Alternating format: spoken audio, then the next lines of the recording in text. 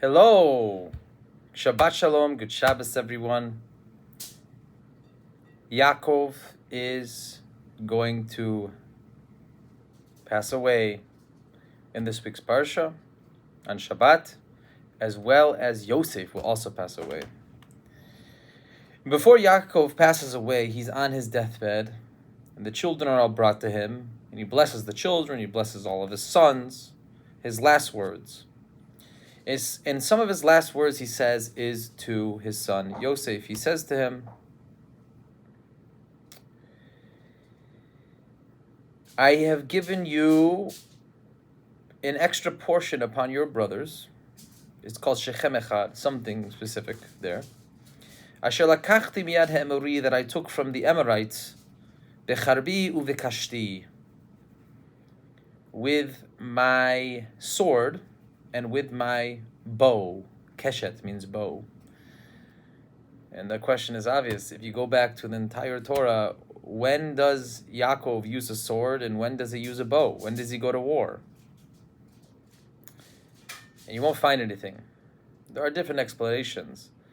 But the first explanation given by Rashi is he's speaking poetically here. And it makes sense because this entire bracha he gives on later is a very poetic, metaphoric bracha. Prophetic.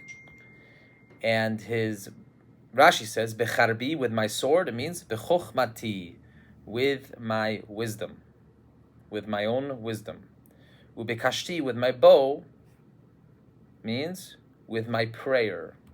You need both. You need wisdom and you need prayer. You need to do things yourself.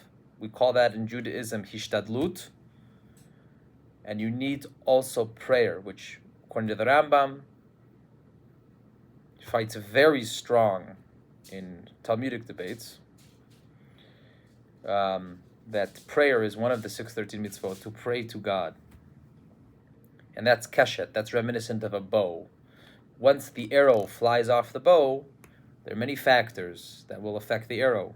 You could do all you want by drawing the bow, by aiming the bow, but in prayer it's like shooting a bow. And the sword is always in your hand. That's chokhmah. So that's the idea there. And nowadays, after 2,000 years of exile, we are autonomous. The Jewish people are autonomous in the land of Israel. And we need to recognize that we need both sword, our own wisdom, hishtadlut, and also our prayers. We need both things.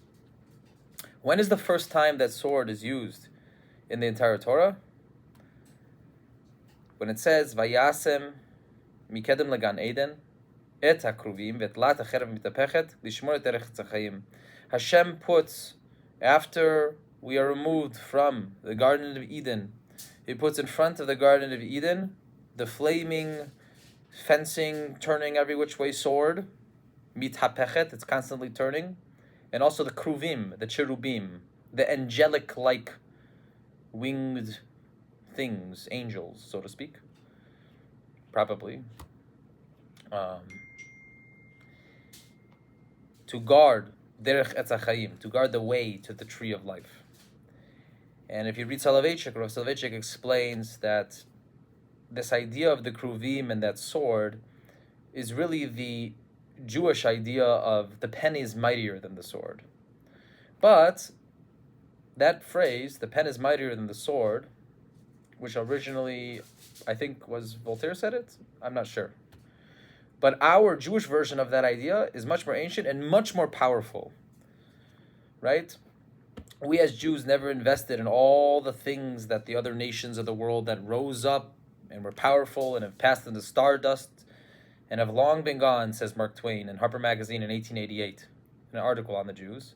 We invested in schools, we invested in our education, we invested in our laws, and those kruvim, which were placed at the front, and the flaming sword, which were placed at the front of the Garden of Eden, Rav Soloveitchik points to that the kruvim are also put on top of the Aron Kodesh,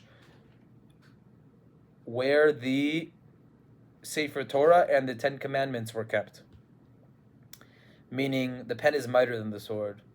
Our law, our tradition, our education as Jews is so much more powerful, and we have survived because of it. And still, we have to invest in both cherev and bakasha.